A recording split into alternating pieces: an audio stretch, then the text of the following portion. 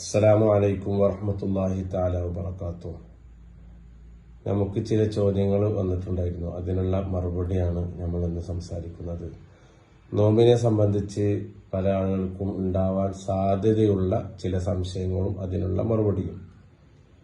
ഒന്നാമത്തത്, വാക്സിൻ എടുക്കാൻ പറ്റുമോ അല്ലെങ്കിൽ ഇഞ്ചക്ഷൻ ചെയ്യാൻ പറ്റുമോ എന്നുള്ളതാണ്.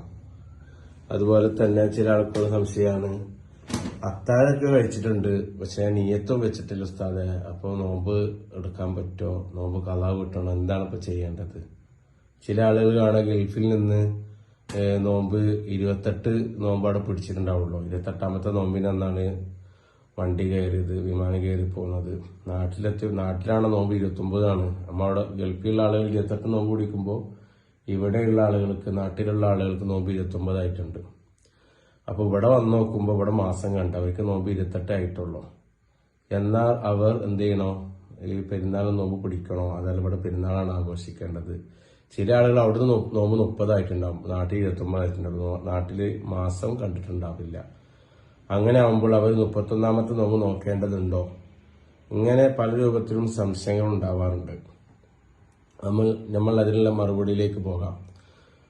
ഒന്നാമത്തത്, വാക്സിനും വെക്കുക എന്നുള്ളത് ഒരു കുഴപ്പവുമില്ല, നോമ്പ് മുറിയുകയില്ല. അതുപോലെ തന്നെയാണ് ഷാഫി മദ്ഹബ് പ്രകാരം മാംസത്തിലേക്കും അതുപോലെ തന്നെ മജ്ജയിലേക്കും ഇഞ്ചക്ഷൻ വെച്ചതുകൊണ്ട് നോമ്പ് മുറിയില്ല. ഞരമ്പിലേക്കാണെങ്കിൽ നോമ്പ് മുറിയുമെന്ന് ചില പണ്ഡിതന്മാർ അഭിപ്രായപ്പെട്ടിട്ടുണ്ട്. അതുപ്രകാരം ഒഴിവാക്കുന്നതാണ് നല്ലത്. അതുപോലെ തന്നെ ഒരാള് നോമ്പ് നോക്കാൻ വേണ്ടി അത്താഴൊക്കെ കഴിച്ചു പക്ഷെ നീയത്ത് വെക്കാൻ പറഞ്ഞു, മനസ്സിൽ കരുത്തുണ്ട് നാളെ നോമ്പ് നോക്കാം, ആ കരുത്തുണ്ടെങ്കിൽ അവനക്ക് നോമ്പ് കിട്ടുന്നതാണ്. ഇനി ആ അത്താഴൊന്നും കഴിച്ചിട്ടില്ല, നോമ്പ് പിടിക്കണമെന്നൊക്കെ ഉണ്ടായിരുന്നു, പക്ഷെ അങ്ങനെ നോമ്പ് പിടിക്കണാണ്, പക്ഷെ നീയത്ത് മനസ്സിൽ കരുതിയിട്ടുമില്ല, നീയത്ത് വെച്ചിട്ടുമില്ല. അങ്ങനെയാണെങ്കിൽ അവൻ നോമ്പുകാരനെ പോലെ നടക്കുകയും പിറ്റേ ദിവസം നോമ്പ് കളാ വിട്ടുകയും വേണം. പിറ്റേ ദിവസമല്ല, റമദാൻ കഴിഞ്ഞിട്ട് നോമ്പ് എന്ത് ചെയ്യണം, കളാ വിട്ടുകയും വേണം. അതുപോലെ തന്നെയാണ് ഗൾഫിലുള്ള യാത്രക്കാർ. അവിടെ നോമ്പ് 29ആയി, നാട്ടിൽ നോമ്പ് 30 ആയിട്ടുണ്ട്. 29 ഗൾഫിൽ നോമ്പ് 30 ആയിട്ടുണ്ട്, നാട്ടില് നോമ്പ് 29 ആയിട്ടുള്ളൂ. ഇവിടെ മാസം കണ്ടിട്ടില്ല. അവിടെ മാസം കാണാത്തതുകൊണ്ടാണ് 30 പൂർത്തീകരിച്ച് പിടിച്ച് നാട്ടിലേക്ക് പുറപ്പെട്ടത്.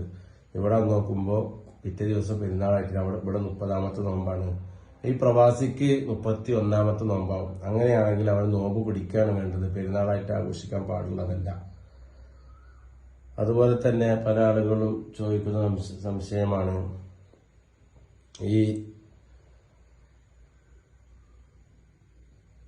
കഫം ഉള്ളിലേക്ക് ഇറങ്ങിക്കഴിഞ്ഞാൽ നോമ്പ് മുറിയുമോ എന്നുള്ളത്. കഫം ഉള്ളിലേക്ക് ഇറങ്ങിക്കഴിഞ്ഞാൽ നോമ്പ് മുറിയും. അതുപോലെ തന്നെ കണ്ണിൽ മരുന്നെത്തിക്കുക, അങ്ങനെ ചെയ്തു കഴിഞ്ഞാൽ നോമ്പ് മുറിയുമോ എന്നുള്ളത്. കണ്ണ് തുറക്കപ്പെട്ട ദ്വാരമല്ലാത്തത് കൊണ്ട് തന്നെ കണ്ണിലേക്ക് മരുന്നെത്തിച്ചത് കൊണ്ട് നോമ്പ് മുറിയുകയില്ല.